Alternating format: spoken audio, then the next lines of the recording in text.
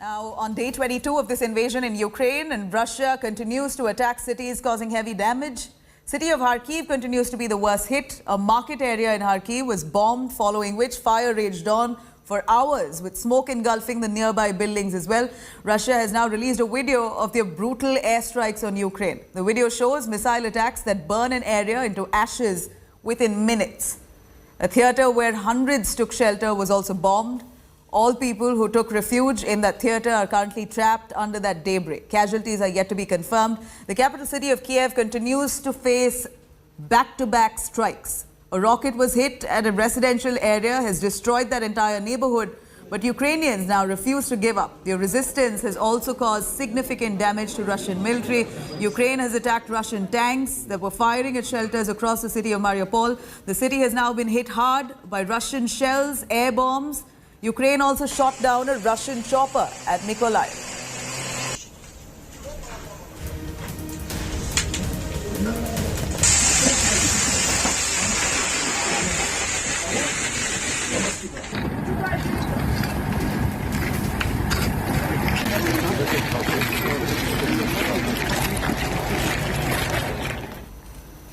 Now, amid non-stop shelling in Ukraine and loss of life and property, there are hopes of truce between the two nations. Reports have now suggested that Ukraine and Russia have made a 15-point peace plan that includes ceasefire and withdrawal of Russian troops if Ukraine declares neutrality and will not join NATO. This is a promise that Russia needs.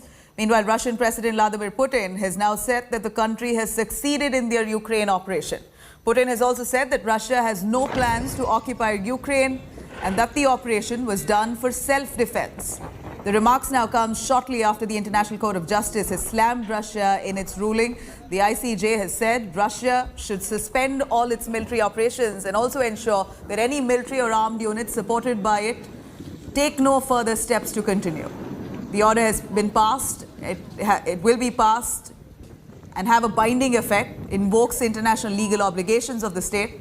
The court has further asked both nations now to refrain from any action that may escalate this situation further. Now, reacting to the International Court of Justice verdict, Ukraine President Volodymyr Zelensky has now said that Ukraine has gained complete victory in court, adding that if Russia fails to comply, it will isolate itself further. Переговори заради України, мої пріоритети на переговорах абсолютно зрозумілі. Завершення війни, гарантії безпеки, суверенітет, відновлення територіальної цілісності, реальні гарантії для нашої країни, реальний захист для нашої країни. Ukraine is grateful to the United States for its overwhelming support, for everything US government and your people have done for us, for weapons and ammunition, for training, for finances, for leadership in the free world which helps us to pressure Russia. I'm grateful to President Biden for his personal involvement, for his sincere commitment to the defense of Ukraine and democracy all over the world. I'm grateful to you for the resolution which recognizes all those who commit crime against Ukraine, Ukrainian people as war criminals. However, now it is true in the darkest time for our country, for the whole Europe, I call on you to do more. New packages of sanctions are needed constantly every week until the Russian military machine stops. All right, let me quickly cut across to Maria Pysarenko from Kiev. She's been contributing with her factual reports from on ground, braving all that attack and the threat that's looming large over the capital city of Kiev. Maria, I'm really happy to see you safe and sound. Give us a sense of what's happening around you. Would you really be able to show us the kind of calm that we see prevailing in Kiev? But the fact of the matter is that Russian forces have encircled the capital city and a strike could be imminent in the next day or two. Parallelly, talks are happening. There seems to be some progress. I know Ukrainians are keeping their fingers crossed. Yes, but still want to stress that there are no encirclement of Kiev, so still the Russian troops are only in the northern part of Kiev. They are still trying to come closer, and these attempts are not successful.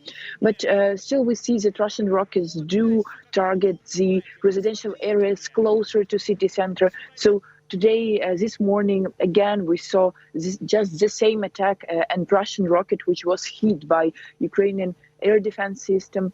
fell onto the residential building in the Snyansky district, which is also solely residential area with people living there in high-rise buildings.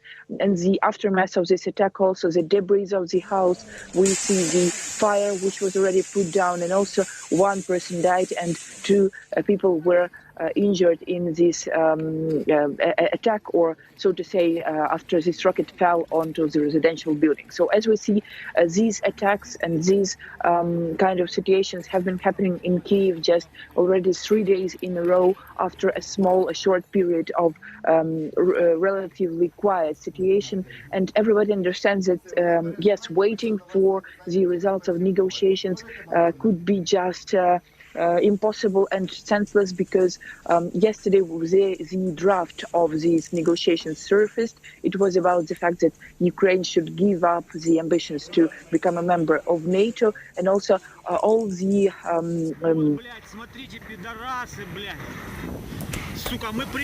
points interests in Ukrainian. And this spurred a great debate on social media among experts that this is not what Ukraine should go after, and this is not what Ukraine is fighting for. So we heard the statement from the Office of the President that this is the draft and these are not the Ukrainian demands. So these are Russian demands in this draft, and Ukrainian demands are yet to be added to this draft and shown by the Ukrainian representatives in this negotiation group.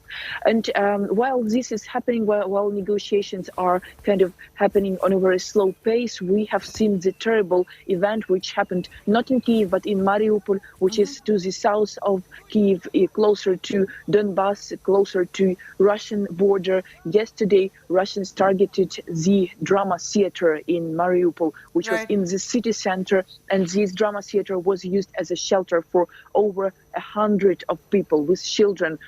These were families, women, children, civilians. No military were found there. And the worst thing is that on the pavement around this drama theater, so this is the very center of Mariupol, people put with white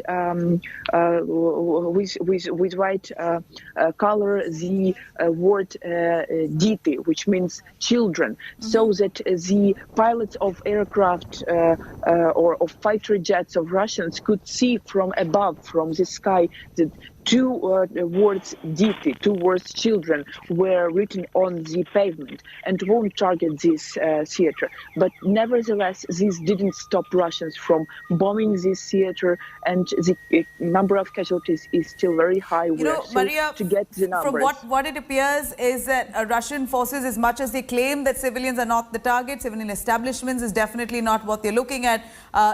On the other hand, it appears that they're trying to break the confidence, the courage and the spirit of Ukraine's civilians, many of whom have doubled up as soldiers for Ukraine to fight for their country. So it appears almost a threat that do not step in, do not resist. If not, this is a fate you'll land in.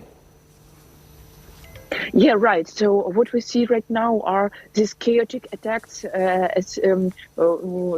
Many people are comparing this to the day 1 and day 2 of the war, when we have seen kind of the pattern of attack which could fit into the explanation of this war from Russia. They said it's operation of demilitarization of Ukraine. And they targeted specifically military infrastructure, military bases, airports on the day 1 and 2 of this war.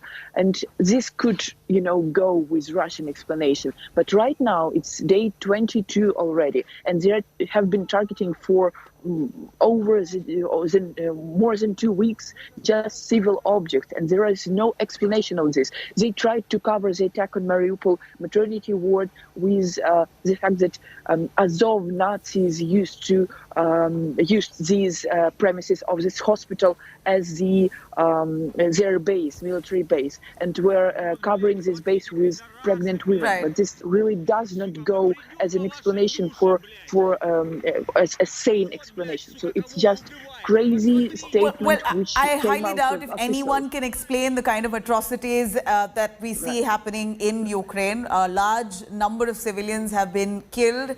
The fact of the matter is that this is one of the most or the largest humanitarian crisis in modern world, and that's what's upsetting. That in today's age, we're seeing this kind of war taking place with civilians bearing the brunt of it. Maria, please do stay with us. Right, and one number I want to mention is that already, according to the Prosecutor General's Office of Ukraine, 103 children were already killed in this war, Yes. and the number of adults killed, of civilians killed, is yet to be shown. And the Prosecutor General's But Office that's the says unfortunate that we part, will that there see is this no later, right? confirmed number on the number of deaths.